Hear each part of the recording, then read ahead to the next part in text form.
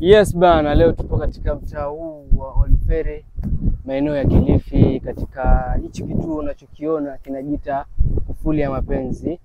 Ni mojawapo ya kituo ambacho kinaleta watalii hapa Kilifi kuja kuona eneo hili, ambapo mtu akipata mpenziwe anakuja funga kufuli hapa. Hao ni baadhi ya watu ambao walikuja wakafunga vifuli vyao hapa, kuashiria mojawapo ya alama ya mapenzi.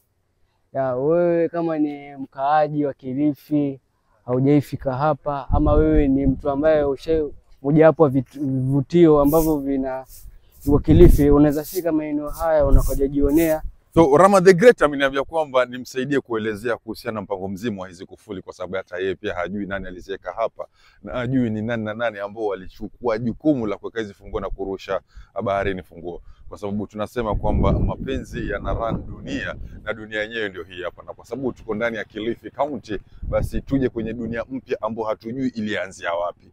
Ukiangalia bonga moja la kufuli kama hili ambalo hatujui ni nani ambaye aliweka, na cha maajabu ni kwamba once mtu akishafunga hiyo kufuli, kama cameraman wangu anaweza kaonyesha chini side huko, anapaswa aende kule arushe hiyo funguo yake kwa maji, na once akisharusha funguo kwa maji, automatically ni ngumu sana mtu yote yule aweze kujua funguo imekuwa wapi. In a way that inasemekana once funguo ikishaenda ishaenda, na ukitaka kuirudia ili ujue ufungue, because mkishafunga kufuli za maisha yenyewe anasema. Sasa kama mshafunga kufuli za maisha na mumeachana, you want to reconciliate ili murudi pamoja, you have to find out hiyo funguo, uje uitafute hiyo funguo, uje ufungue upya tena hapa kwa kufungua. Sasa utaipata wapi?